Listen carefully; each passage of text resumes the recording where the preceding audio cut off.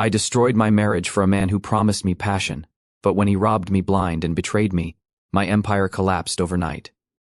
I'm 37 now, and life looks a lot different than it did a few years back. I'm currently married to Larry, who was once the other man in my life when I was still married to my first husband. We've officially been together for 5 years, married for 4. It's weird how life takes these turns, isn't it? Let's backtrack to the beginning. I met my ex-husband in college, and we got married young. He was always the hard-working type, ambitious and dedicated, which I admired so much about him.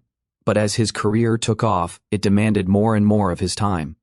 Our home life suffered, especially our intimacy. He was great in many ways, helpful around the house, made sure to carve out time for monthly dates, but emotionally and physically, I felt neglected. Enter Larry. I met him when I was 31 at a friend's party. He was charismatic, charming, and really seemed to understand me. He made me feel seen and heard in ways I hadn't experienced in years.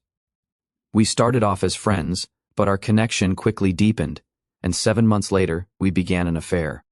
I won't lie, it was exhilarating at first, filled with passion and the excitement of new love. But deep down, I knew the situation was complex and hurtful. Fast forward a bit, and my marriage couldn't withstand the secrecy.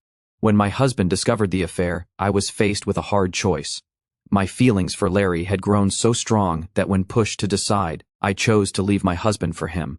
We got a divorce, and not long after, Larry and I got married. The dream, however, started to show cracks pretty quickly. Our first 2 years were blissful, like living in a bubble. We were both working, using some of the settlement money I received from my divorce to enjoy life and solidify our bond. But then 2020 hit, and it hit hard.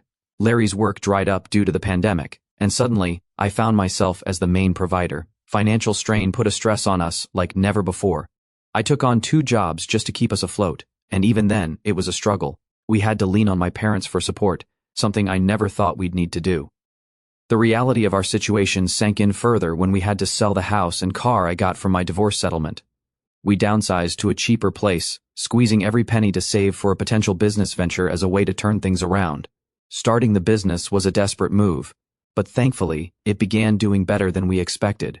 It was like once we shed all remnants of my past life, including the physical ties to my ex-husband, we could finally start to build something new for ourselves. It's been hard work, and there are no guarantees, but we're holding on to the hope that things will continue to improve. About 4 months ago, I found out that my partner, Larry, was secretly taking money out of my savings. It was like if you had a piggy bank where you were saving up for something cool, and then you found out someone was sneaking some out when you weren't looking. When I asked him about it, he got really mean and said he didn't trust me. That's because before I was with Larry, I made a huge mistake in my previous marriage. I wasn't faithful. Since Larry was single when we got together, he thinks it's okay to keep some of my money for himself, just in case things go bad between us. Larry also doesn't help out at home at all. Imagine if you had to do all the chores and someone else just chilled, played games, hung out with friends at the bar, and didn't do anything to help. That's what's happening. And it gets worse. I recently found out he's cheating on me with a waitress from the bar. It really shocked me and made me super sad, because I thought we were supposed to trust each other. Now, talking about divorce feels like a giant mess because we don't have a lot of money, and everything seems messed up. It's even harder than when I was with my ex-husband. Plus, Larry just quit his job, so things are really tight, and it's hard to pay for everything we need. I also have a daughter from my first marriage. She's 12 and tells me how awesome her dad is doing. They even went on a cool trip to Venice, which makes me a bit sad and jealous. I feel like maybe I didn't end things well with him. I did tell him the truth about cheating, and we split pretty amicably. He got to keep our daughter most of the time, and I got our house and car and to see her 5 days a month. But now, I can't stop thinking about my ex. Maybe it's guilt, or maybe there's still love there, or maybe I'm just really mixed up because everything's a mess. I wonder if I should talk to him, but we only ever chat about our daughter, and I haven't seen him in person for a year and a half. Part of me thinks I'm a terrible person for cheating and breaking up a good thing before, and now my life's just falling apart. A small edit: I didn't abandon my daughter. My husband begged me to give him primary custody, as he realized he couldn't have it due to his demanding job. I just wanted the house, but we came to a conclusion where he offered to give me money, the car, and the house in exchange for primary custody. I feel guilty, yes, but do I want to get back with him? No, because I know it wouldn't be the right thing to do. I destroyed him, and I am guilty enough. Now he's rebuilt himself and I'm proud of him. My life is in shambles, and it is because of me. I take full responsibility. I just keep thinking of him because I miss him. I want to have a conversation with him and nothing more. This, with the fact that the man I left him for is now having an affair and cheating on me, is tearing me up. Response to comments before the update. Comment 1. Taking his money, car, and house is the thing that stands out to me here. Anything else I can understand. But to screw him over that badly and now want him back. No sympathy. Having an AP affair partner is one thing, but treating your ex like an ATM after screwing him over. My response, it was part of the deal we made. He badly wanted primary custody of our daughter, but having a job that demanded much of his time, he knew it wouldn't be happening, and I would probably get primary custody of the child, which is why he offered the house, money, and car in exchange for primary custody of the daughter. He wanted this, not me. I told him over and over again, surely I don't deserve a second of his time because I already screwed him. I know this. Nothing I can do can change this. I just can't stop thinking about him. Comment 2. We all make mistakes. At least you're now wiser. Start focusing on your life and better yourself. You should at least open up to your ex, say you are sorry, but move on after. Good luck. My response, thanks. Comment 3. Your AP sounds like a total loser. I'm not sure why, if you left your husband who sounds like a much better person, why you can't bring yourself to leave this moocher of a man. I don't get why anyone willingly gets with a man or woman who plays video games as if it's a full-time job and does not have an actual paying full-time job. My response, he wasn't like this during the affair, and when we went legit, he was understanding, ambitious, and a confident person. He actually gave me the attention I craved from my ex, which is why I took the leap. It turned out to be something that essentially destroyed my life, my ex's life, and my daughter's childhood as a whole. Comment 4. Maybe he was hiding these bad traits from you by being the single, dependable, I'll do anything for you guy. To me, he sounds toxic. You just really need to cut your losses and move on. Also, I didn't really want to get into this as it's harsh, but you traded your daughter in for assets, and now you don't have any of those either. Your parents sound like they may be able to get you back on your feet. If I were you, I'd move in with them and stay solo for a long, long while. Edit. I hope that you get the help that you need to get past this. From friends, family, a therapist, or even just a real talk with yourself about how this isn't a good relationship to be in. Good luck moving forward. Comment 5. I mean, nobody ever seems to say this to the man when they end up becoming a weekend parent. Is it crap? Absolutely. But there is rarely a moral outcry regardless of circumstance. It's just assumed by society that a mother has more value than a father. Op already ducked X over beyond belief. This is why going legit with younger kids in the picture is so dangerous, and I hate that it's so heavily condoned in this group. It's such a rash decision. OP is materialistic and narcissistic as hell, yet if she posted prior to the divorce, this group would have egged her on and encouraged that she ruined her husband in the divorce. My response, for heaven's sake, I didn't trade my daughter. I still see her. I told my ex-husband I cheated on him and wanted to leave him. Do you think it was easy? He begged me to give him primary custody of our daughter. I already shattered him enough. I already destroyed him. Do you think it would have been all right if I got primary custody of our daughter while he received the cash, assets, and 50-50 ownership of the house? Things would have been complicated. I didn't want to mention our daughter in the post. I'm already a horrible person, and I'm getting shredded by both the memes and comments and then in real life. My life is in shambles. I'm working 2 jobs and basically paying Larry the money he spends on his affair partner. Do you think this is easy? That being said, I deserve it. I deserve all of it because of the foolish decisions I made. When reality hits you, you realize how much crap you are taking on. All hell broke loose on me, and it's awful. I realized I destroyed my ex-husband in all ways. About the trading, I didn't trade. It was he who offered me the house, the car in exchange for primary custody. He literally begged me for it. What would you have done if you were in my place? Fight him in divorce for split custody, even after he begged you, even after he offered, even after he promised not to tell our daughter anything about my cheating? I know what I did. It's way tougher for me than for you to say it. Even after everything, she is my daughter. I never gave up on her. I sure made foolish decisions that I'm getting punished for. Edit. Pardon my grammar errors, I'm not from the US. I applaud you for admitting to your foolishness. Update 1. A few months ago I found out my husband, Larry, was sneaking money out of my savings.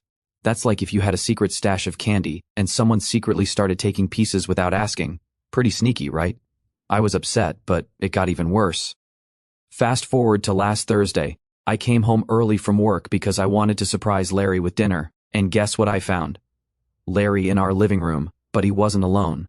He was there with someone from his previous work, not just any coworker, but the assistant principal from the school where he used to work, and they were not just having a friendly chat. It was obvious they were way too close, sitting together on our couch like it was the most normal thing in the world. Larry saw me and wasn't even shocked. He just looked at me and said, "This is how things are now. You need to get used to it." Can you believe that? I felt like my heart stopped. I just stood there, not knowing what to say or do. That night, after Larry and his friend left, I called my best friend over because I really needed someone to talk to.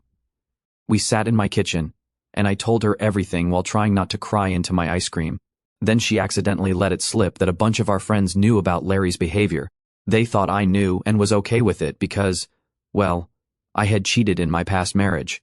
I felt so betrayed, like everyone was against me. Feeling like a detective in a mystery show, I decided to dig deeper into Larry's life. I found receipts and a lease for an apartment I never knew about. It turns out he's been renting a place across town under a fake name, and guess who's been staying there? The same assistant principal. It's like he had a whole secret life I didn't know about. Amid all this mess, my phone buzzed. It was my ex-husband, the father of my daughter. He was really concerned because our daughter overheard him talking about my situation and was upset. My heart sank. I hated the idea of her getting hurt by all this grown-up drama. My ex asked if we could meet to talk about how to handle things with our daughter who's only 12 and shouldn't have to deal with any of this. It made me think about how things used to be with him. More stable and secure, even if we had our problems. Now, here's the crazy part. Larry decided he needed space after all this blew up. He packed some bags and left, just like that, saying he wasn't sure if we even had a future together. And there I was, left to pick up the pieces of my broken heart and a broken home. I'm stuck wondering what I should do next. Should I try to fix things with Larry, or is it time to let go and start fresh? Maybe I should even talk to my ex more, not to get back together, but just to find some peace in all this chaos. One thing is clear. I need to focus on my daughter and make sure she's okay. Everything else is just noise compared to making sure she feels safe and loved. Update 2. Last week, I was just chilling at home, trying to have a normal morning, sipping my coffee and scrolling through some emails. Then the mail came.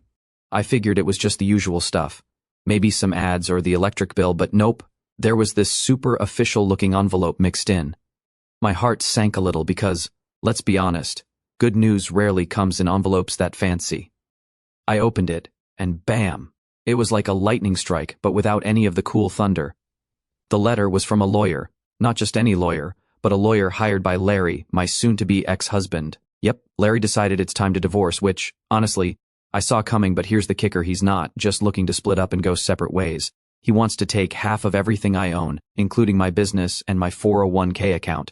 My business is like my baby, something I built from the ground up, and my 401k is all the money I've been saving for when I'm old and gray and want to relax a bit. Reading that letter, I felt all sorts of things: angry, scared, and just really, really stressed. How could Larry, who used to be my partner in everything, turn around and try to take all that I've worked so hard for? It felt super unfair, like being the main character in a movie where everything starts going wrong. After freaking out for a good 10 minutes, I called my sister. She's always been the one I turn to when things get rough. We talked for a long time. She was super supportive, telling me that I needed to stand up for myself and not let Larry push me around. She said, "You gotta fight for what's yours and show him he can't just take things from you."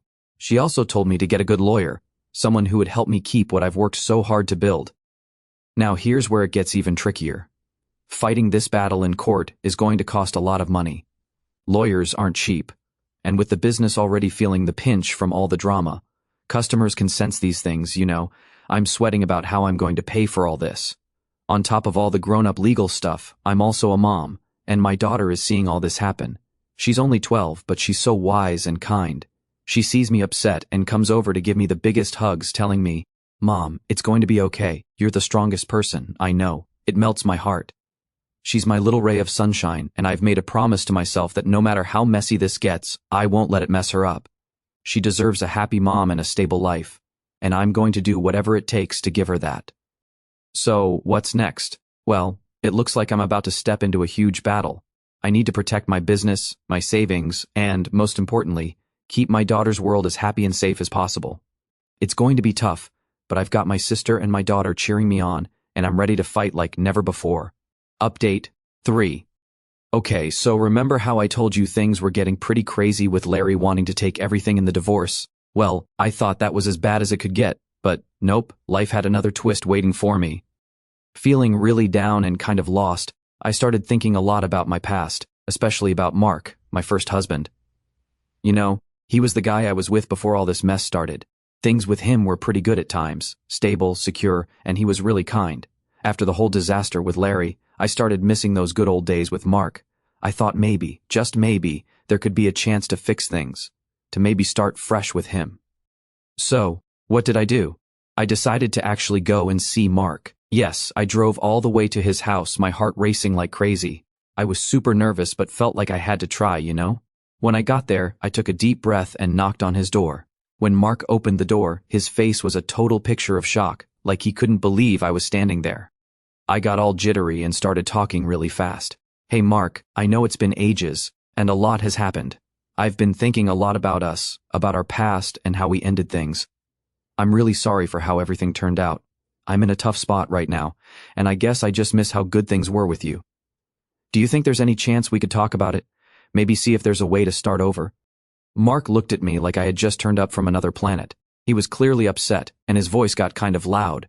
You think you can just show up out of nowhere and ask for a do-over after all this time, after everything you did? I tried to explain, to tell him how sorry I was, but he wasn't having any of it. It was like he had built up all this anger, and now it was all coming out. Before I knew it, he said, I think you should leave. We've both moved on, and there's nothing left to say. And just like that, he closed the door right in my face. I stood there for a moment, feeling a mix of shock, sadness, and a ton of regret. Driving back home was rough. I was crying, feeling totally alone and unsure about everything. Why did I think going to Mark would help? What made me believe he might want to revisit something we had both left behind? Now, I'm sitting here, back at my place, feeling the weight of the world on my shoulders. I've got this messy divorce with Larry looming over me, trying to snatch away my business and my savings. And on top of that, I just got a major reality check from Mark, which really hurt. But here's what I realized. I can't keep looking back. I've got to face forward. Yes, I made mistakes, big ones, but I've learned from them too. I need to focus on the here and now, especially on being the best mom I can be for my daughter. She needs me to be strong, to be stable, and to show her that no matter how hard life gets, we can get through it. So, the plan? I'm going to get myself a really good lawyer, someone who can help me fight Larry in court and make sure he doesn't take everything I've worked for. I'm going to pour my heart into my business, make it stronger and better than ever, and I'm going to spend every moment I can making sure my daughter knows she's loved and protected. It's not going to be easy, and I'm sure there are more challenges ahead, but I've got to keep fighting, keep pushing through, because at the end of the day, I believe there's a light at the end of this tunnel, and I'm going to reach it no matter what. Update 4. So where do I even begin? Just when I thought I had seen it all, life decided to throw me another shocker, or maybe a couple of them. After the whole debacle with Mark shutting the door in my face, I felt pretty down in the dumps, but you know what they say.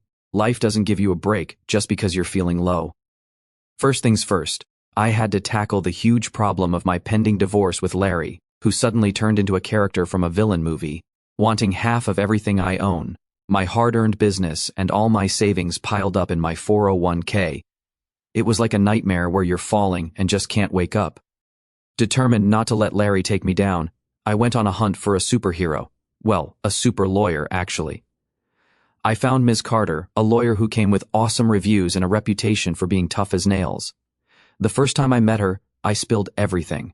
The love, the betrayal, the sneaky financial moves by Larry, and his outrageous demands. She listened to all of it with this intense focus, jotting down notes faster than I could talk. After I finished my long, sad tale, she looked up, her eyes sharp, and said firmly, "We're going to fight this, and we're going to win. You're not alone." It was the first time in weeks that I felt a glimmer of hope. We planned our battle strategy meticulously, marking out every step we'd take to safeguard my business and my future. While Ms. Carter was gearing up for the legal battle, back at home, things were getting pretty emotional. My daughter, who's only 12, was at my home after I asked Mark to take her for one day. She seemed to pick up on the stress vibes. She started doing these little things to cheer me up, like leaving cute notes on my pillow or drawing pictures of us holding hands, super happy. It was sweet, but also heart-wrenching because she was trying to take care of me when it should be the other way around. It made me even more determined not to let this whole mess drag me down. I had to be strong for her and for me. Just when I thought I had a handle on things, there was a knock at the door one lazy Saturday morning. I opened it, not expecting much, and who was there? My brother, who I hadn't seen in years because of a massive family fallout. There he was, looking kind of awkward and nervous. He asked if we could talk. We ended up sitting at the kitchen table with 2 steaming cups of coffee between us. He told me he'd heard about my situation through the family grapevine and felt it was time to put our differences aside and stick together because, according to him, family should stick together. It was unexpected, but felt kind of nice to reconnect. He even offered to help out with my daughter whenever things got too hectic. Rebuilding bridges with my brother was like finding a safe harbor in the middle of a storm. It reminded me that even when things look really dark, there can be unexpected moments of light, people showing up for you, ready to help. So now, here I am, gearing up for what might be the fight of my life in court, but feeling a bit stronger with my lawyer and my brother by my side. I'm learning a ton about dealing with tough times, how they can really show you who's willing to stand by you and who you can really count on. Life is unpredictable, kind of like a wild roller coaster. Sometimes you're up, sometimes you're down, but the ride always goes on.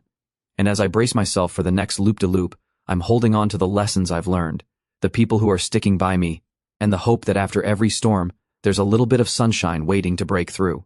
Update 5. The day started like any other stressful day.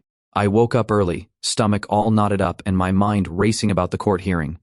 I met Ms. Carter, my lawyer, outside the courthouse. She looked sharp, confident, and ready to take on the world. Seeing her like that made me feel a bit better, like maybe we had a real shot at winning this thing. We walked into the courthouse together, the air heavy and cool. The courtroom was big and a little intimidating, with high ceilings and long echoing sounds every time someone moved or spoke. I sat down, trying to look calm, but inside, my heart was racing like a marathon runner. Larry was already there, looking all serious and lawyered up. His lawyer had this slick, smooth-talking vibe, kind of like those TV lawyers who can twist any story to make their client look like an angel. The judge called the room to order, and Larry's lawyer started off. He was really good at telling Larry's side of the story. He talked about how Larry had always supported me in my business, even if it wasn't with money, and painted a picture of Larry as this loving, self-sacrificing husband who just wanted what he thought was fair. Then it was our turn. Ms. Carter stood up and presented our case. She was amazing, laying out all the evidence we had gathered, emails, financial records, everything, showing that Larry hadn't contributed to the business and had been involved in shady stuff on the side. She spoke clearly and strongly, making it seem like we had the upper hand. But then the unexpected happened. When Larry got up to speak, he was really emotional. He talked about how lonely he felt when I was busy with my business, how he felt left behind. He even teared up a bit. It was a performance worthy of an award, and it seemed to hit a nerve with the judge. The waiting for the verdict was the worst part. Time seemed to slow down, and every tick of the clock was like a thud in my chest. Finally, the judge made his decision, and it was like a punch in the gut. Larry won. He was awarded half of everything, half of my business, half of my 401k, half of my world. It didn't seem fair, it didn't seem right. But it was real. Walking out of the courthouse, I felt like I was in a bad dream. Everything I'd worked so hard for, half of it was now gone, just like that. It was tough to take. Back home, I had to take some time to just absorb it all. My brother, who had been my rock these past few weeks, kept reminding me that this wasn't the end. "You're down, but not out," he said. "You can rebuild. You can come back stronger." His words helped, even if they didn't fix the hurt. Now, I'm looking at what's next. It's going to be a tough road, trying to rebuild my finances and my business, but I've learned something important through all this. Resilience isn't just about fighting through the good times, it's about how you handle the hits in the bad times. I've got my daughter, my brother, and a lesson in toughness that no courtroom can take away from me. As I plan my next steps, I'm focused on recovery and rebuilding, not just my business, but my spirit too. Life threw me a curveball. but I'm learning how to swing back even harder. Last update. As I sit here typing this, a lot has changed since my last update. The dust has settled from the courtroom, and life has found a new kind of normal, but it's a normal that came with tough lessons and some real soul-searching. Looking back at everything that happened, from my first marriage to Mark, the whirlwind and downfall with Larry, to the dramatic courtroom battles, I've come to a stark realization: if you have a good thing, especially a good relationship, it's worth more than gold, and it shouldn't be taken for granted. I used to think that the grass might be greener on the other side. Larry seemed like an exciting new chapter after feeling neglected in my marriage with Mark. But that adventure turned into a nightmare, one that cost me not just financially but emotionally and spiritually too. Larry's charm was just a mask, and beneath it was a person I barely recognized by the end. The court's decision was a hard pill to swallow. Losing half of everything to Larry felt like a cruel joke, especially after everything came to light. But it was during these dark times that I found out just how resilient I could be. My daughter, with her endless optimism and love, and my brother, with his renewed support, showed me the true meaning of family and strength. So, here's my piece of advice. If you have a good husband or a good partner, cherish them. Work on your problems together, communicate, and don't let small gaps grow into gulfs that can't be bridged. I learned the hard way that the excitement of new things fades, but the deep, abiding comfort of a shared history and mutual respect is rare and precious. I'm rebuilding now. My business, my life, my inner circle. It's not easy, and some days are harder than others, but I'm moving forward with a clearer understanding of what's important. I'm also giving back, talking to young people about my experiences, hoping they can learn from my mistakes rather than repeating them. Life is a series of chapters, and while some of my chapters have been pretty turbulent, I'm working on making the next ones full of peace, growth, and happiness.